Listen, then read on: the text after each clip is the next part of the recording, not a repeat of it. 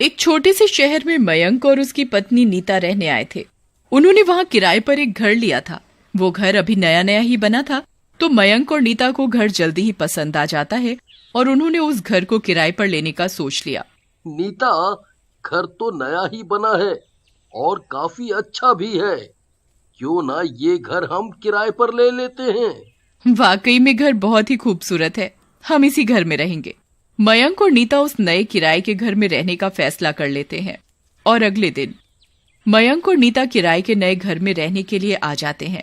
तभी उनके पास रह रही एक पड़ोसन आती है। आप लगता है आज इस नए घर में आए हो? हाँ, हम आज ही आए हैं। पर आप कौन हैं? कहाँ रहती हैं? मेरा नाम माया है और मैं आपके साथ वाले घर में ही रहती हूँ। फिर दोनों आपस में बातें करने लगती हैं और शाम भी हो जाती है तो माया नीता से कहती है, रात होने वाली है। अच्छा, तो अब मैं चलती हूँ। इतनी भी जल्दी क्या है? थोड़ी देर और रुको, खाना खाकर जाना। आपके साथ बात करके बड़ा ही अच्छा लगा। मुझे अब चलना होगा, रात भी होने वाली है और यहाँ इतनी रात को रहना ठीक नहीं है। और एक बात और, तुम अपना ध्यान रखना। ध्यान रखना मतलब मैं समझी नहीं। कुछ नहीं, वो बस ऐसे ही। अच्छा, मैं चलती हूँ। ये कहकर माया फटाफट अपने घर चली जाती है। नीता सोचती रहती है, ये माया ने ऐसा क्यों कहा कि अपना ध्यान रखना और इतनी रात में यहाँ रहना ठीक नहीं। नीता बहुत सोचती है पर उसे कुछ समझ नहीं आता कि माया ने ऐसा क्यों कहा। तभी उसका पति मयंक भी आ जाता है। नीता, क्या हुआ? तुम्हारा चेहरा क्यों उतरा हुआ है? क्या घर पसंद नहीं आया? नहीं, ऐसी कोई बात नहीं है। फिर नीता अपनी पड़ोसन माया की बात मयंक को बताती है। तुम भी ना कैसी कैसी बातों पर ध्यान देती हो। बोल दिया होगा उन्होंने ऐसे ही। ये तो नॉर्मल बात है। तुम छोटी छोटी बातों पर इतना मत सोचा करो। मयंक और नीता दोनों रात को खाना खाकर सो जाते हैं। वो दोनों सो रहे होते हैं, तभी उन्हें कुछ अजीब सी आवाजें सुनाई देती हैं।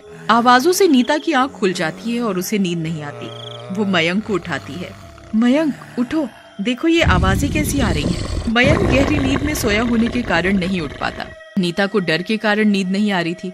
उसे कुछ अजीब सी आवाजें डरा रही थी। तभी आवाजें अपने आप आनी बंद हो जाती हैं और नीता की पूरी रात ऐसे ही निकल जाती है। और अगली सुबह नीता मयंक को रात में आने वाली आवाजों के बारे में बता रही थी। तुमने कल ज्यादा ही काम कर लिया था और फिर घर भी शिफ्ट किया है। ये सब थकावट के कारण हो रहा होगा। तुम भी ना कुछ ज्यादा ही वहम पालती हो। मयंक नीता को बोलता है कि मैं ऑफिस जा रहा हूँ, तुम अपना ख्याल रखना। ये कहकर मयंक ऑफिस चला जाता है और नीता अपने घर के काम में लग जाती है। वो बाथरूम में कपड़े धो रही होती है, तभी उसे मिक्सी चलने की आवाज आती है। अरे, ये किचन में से मिक्सी कौन चला रहा है? और वो डरते डरते किचन की तरफ जाती है तो देखती है कि किचन में चारों तरफ बिजली की तारें फैली पड़ी हुई हैं। अरे, ये बिजली की तारें कैसी पड़ी हुई हैं? यहाँ ये तारें कैसे आईं? कोई है भी नहीं। नीता ये सब सोच ही रही होती है, तभी उसे एक बेहद डरावना आदमी खड़ा हुआ दिखाई देता है, पर उसे उसका चेहरा नहीं दिखाई दे रहा था। उसके हाथ में बहुत सारी बिजली की तारें हैं।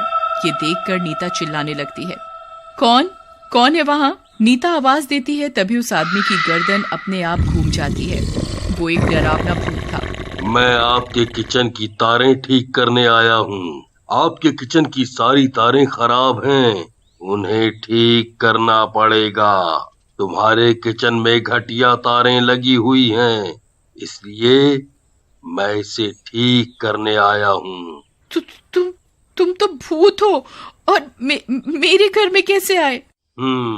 भूत तो कहीं भी जा सकते हैं। मुझे कुछ ठीक नहीं कराना, तुम जाओ यहाँ से।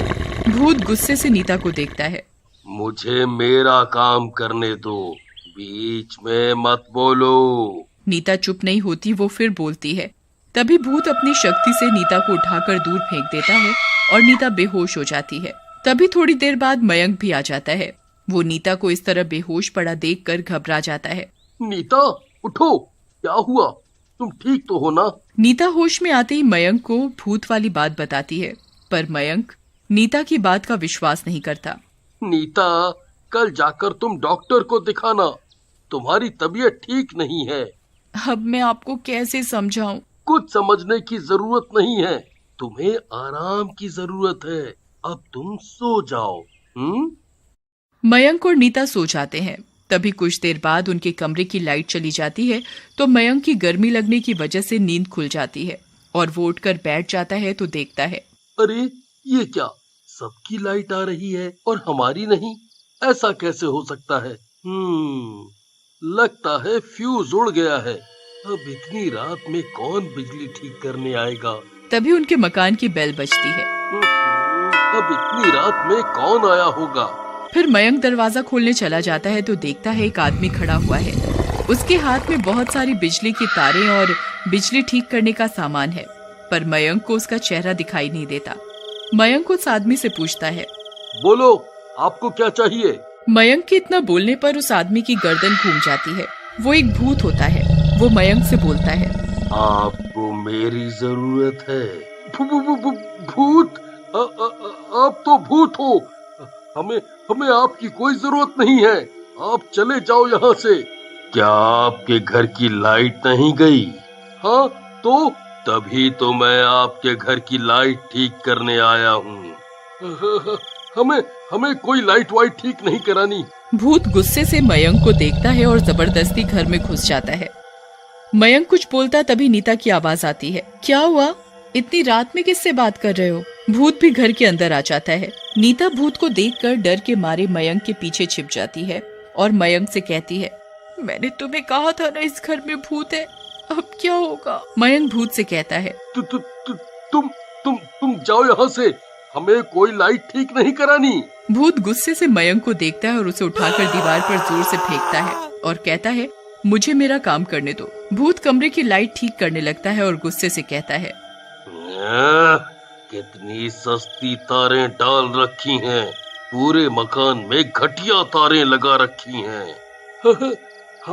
हमें कुछ नहीं पता, हम तो यहाँ किराए पर अभी आए हैं। भूत के हाथों में बिजली की तारें थीं, उसमें से करंट निकल रहा था।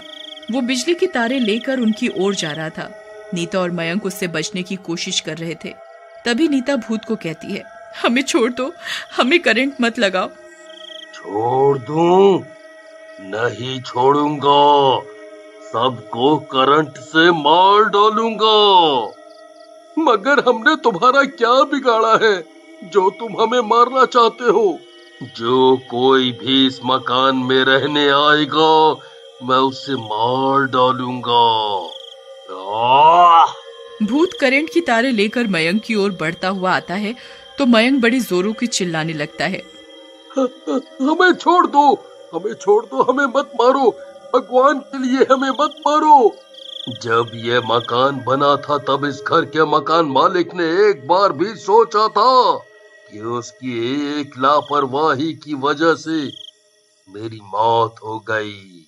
मैंने उसे इतना समझाया था कि घर में घटिया तारे मत लगवाओ, पर इस घर के मालिक ने मेरी एक नहीं सुनी। तारें कमजोर होने के कारण उनमें करंट आ गया और उसकी वजह से मैं मर गया। इसमें फिर हमारा क्या दोष? दोष इस मकान में रहने वाले का है। जो इस मकान में रहेगा वो मरेगा ही मरेगा। इस मकान में अगर बढ़िया तारें लगाई होती तो आज मैं जिंदा होता, मेरे बीवी बच्चे बेघर नहीं होते। उनके पूरे घर में अंधेरा छाया हुआ था। भूत की तारों से मयंक और नीता का डर के मारे बुरा हाल हो रहा था, पर करें भी तो क्या करें? वो दोनों मन ही मन भगवान को याद कर रहे थे। हे भगवान, हमें इस भूत से बचा लो।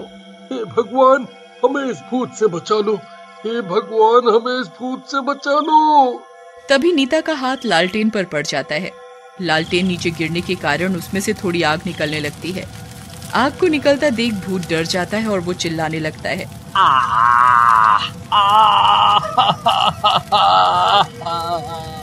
बचाओ बचाओ बचाओ, मुझे जलन हो रही है।